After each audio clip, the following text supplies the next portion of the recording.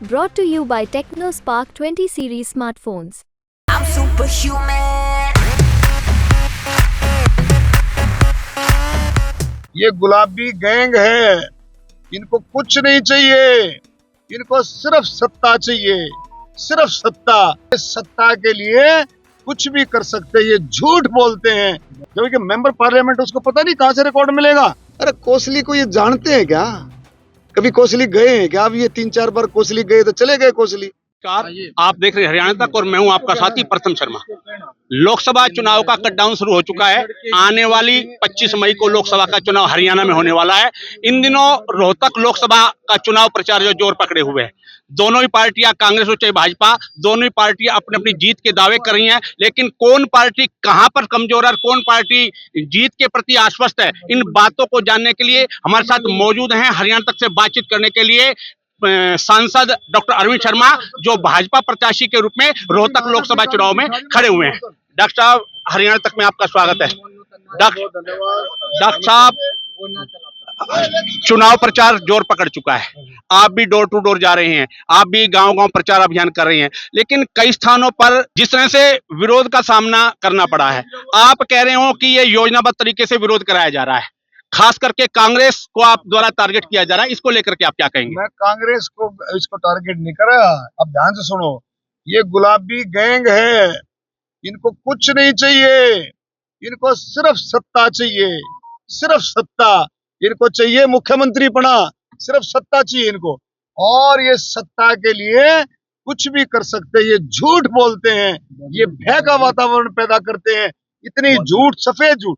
मेरा MP development के लिए कितना झूठ बोले इन्होंने, आप बताओ। इतना झूठ जिंदगी में मेरे सामने नहीं आ सकता, इतने झूठ बोले उसने।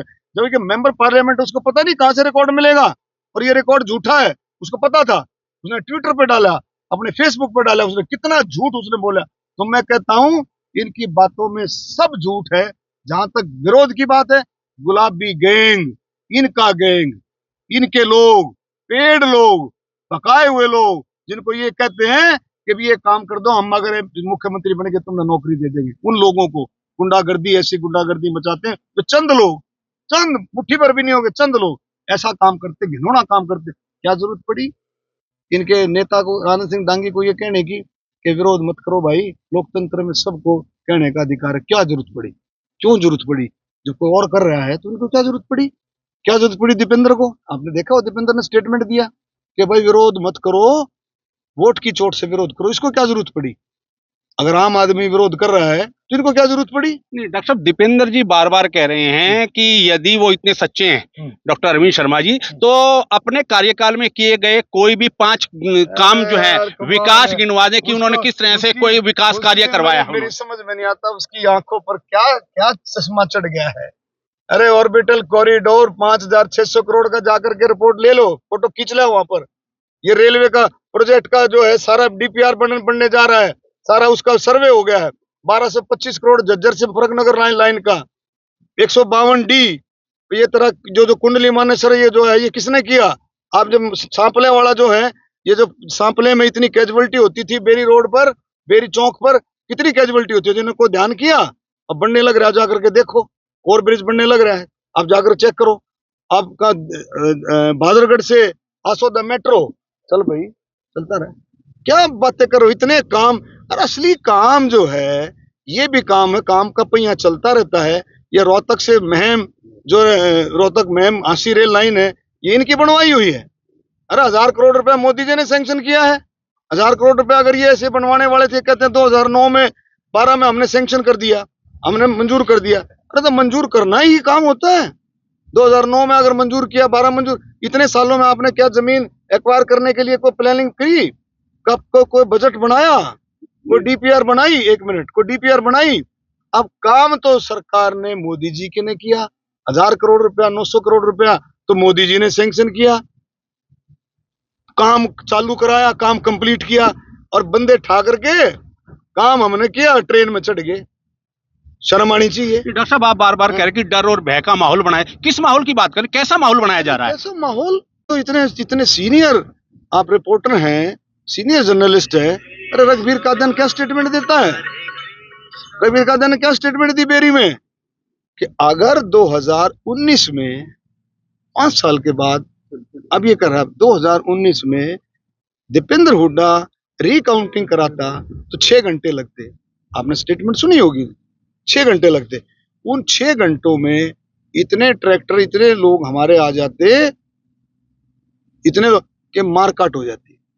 डॉक्टर साहब, जब 5 साल में उनको याद आया, 1 मिनट, 5 साल में उनको याद आया। अगर उनको लगता है कि इलेक्शन में कुछ बात थी, कोर्ट में जाते, हाई कोर्ट जाते, सुप्रीम कोर्ट जाते।